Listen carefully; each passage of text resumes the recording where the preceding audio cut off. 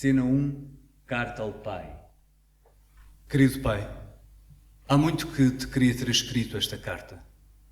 Quando a receberes, tu estarás em 72 e eu só nascerei 5 anos depois, em 77. 3 anos após a Revolução de Abril, mas sobre isso poderemos falar mais à frente.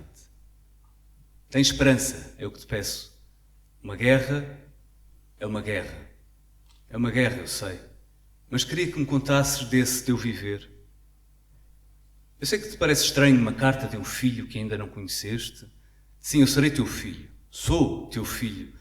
Um filho que quer saber quem tu foste aos 20 anos. Acho que há um silêncio sobre a guerra colonial em Portugal. E eu senti isso em casa. Meu pai esteve mobilizado na Guiné-Bissau de 72 a 74 e nunca se falou muito disso. E eu tenho estudado este período histórico de 61 a 74, eu tenho feito espetáculos sobre isso. E então acho que foi um bocadinho isso, foi o silêncio que existia sobre este tema.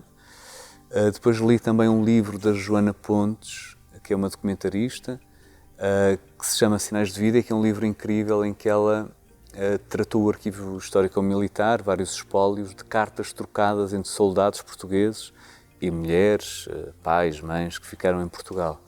E ao ler aquilo eu achei que tinha material para trabalhar, então o impulso foi esse, e também porque depois de ter esse impulso falei com os meus pais e eles contaram-me que trocaram cartas durante o período da guerra, durante esses 2 anos, aerogramas e cartas, mas no final queimaram tudo.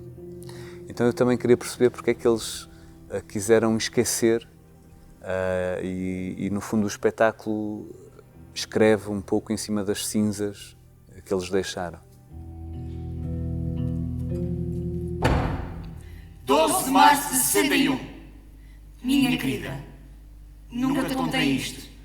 Talvez por vergonha, mas quando fui mobilizado, vieram lágrimas aos olhos. Tive medo.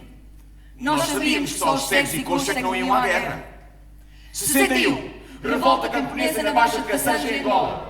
Meu amor, estou em choque. Meteram-nos num comboio, Deram-nos armas. munições e um gás espessa. Isto aqui já não é brincadeira nenhuma.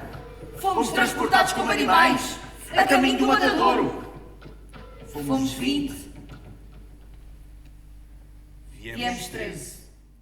É um trabalho de teatro documental, porque usamos documentos, arquivo histórico, fotografias, estamos apoiados numa série de documentos que são factuais, mas também tem um lado muito subjetivo, que são os testemunhos de cada pessoa, e depois também tem outro sítio que é a autobiografia, a minha, em relação com o meu pai, a sua geração, e depois no meio disto tudo há também um sítio ficcional em que nós vamos cozendo isto, não é?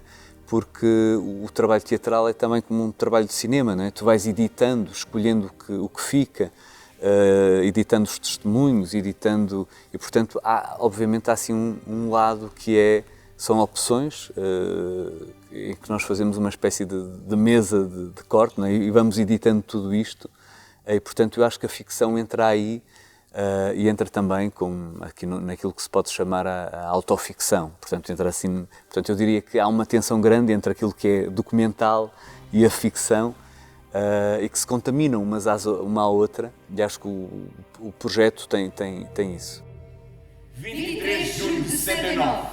Eu sabia que ia para a guerra, mas não sabia por que razão ia para a guerra. Agora já só conto os dias para isto terminar. Não suporto pensar que poderei morrer por uma causa como a minha, nem nossa, porque todo lado a tropa está saturada. O meu capitão de pelotão, o Salgueiro Maia, é que tinha razão quando nos provocava. Dizia. Muito bem. Quais são os estados da matéria? O sólido, o líquido e o gasoso.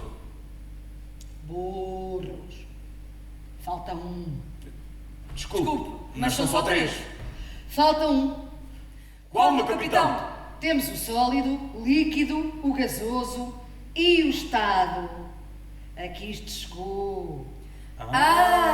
É assim, nós fazemos várias personagens e o que eu acho interessante é que neste tipo de teatro documental nós podemos, além de conhecer a história, não é? Podemos também perceber o que é que cada personalidade que fez parte dessa história, como é que eles reagiram, o que é que aconteceu, que situações concretas é que foram na altura assumidas até, não é? E o que eu acho interessante e que não há, pelo menos que não vejo muito nas personalidades de hoje em dia, é esse engajamento, essa postura, o Salgueiro Maia, o que ele fez foi incrível, não é? Também deve ter feito muitas coisas más, mas, não é? Aliás, como todos os intervenientes da guerra. Mas o que eu acho interessante é esse tipo dessa análise, dessa crítica. Sim, sim. Nós, inclusive, o Ricardo fez a recolha de fotografias, por exemplo, e dos aerogramas, como já foi dito. Fotografias que nos chocam imenso e causam-nos alguma estranheza a olhar e ver como há uns anos atrás aquela era a realidade da altura. Desconforto, não é? Exato, causa-nos esse desconforto. É muito, muito diferente a visão que nós temos agora com toda a informação e tudo do que se passou, e na altura nós falamos disso no espetáculo, que a maior parte das pessoas que ia para a guerra, por exemplo, não tinha consciência política nenhuma. Já em 69 ele tinha consciência política. Eu só ganhei depois. Mas a guerra fez-me ver muitas coisas. Não sabia porque se voltavam. Agora sei. São escravos dos brancos. E já lá vão 12 longos anos. Apenas peço que tudo isto termine. Apenas quero voltar para os teus braços e seguir a nossa vida. Termino esta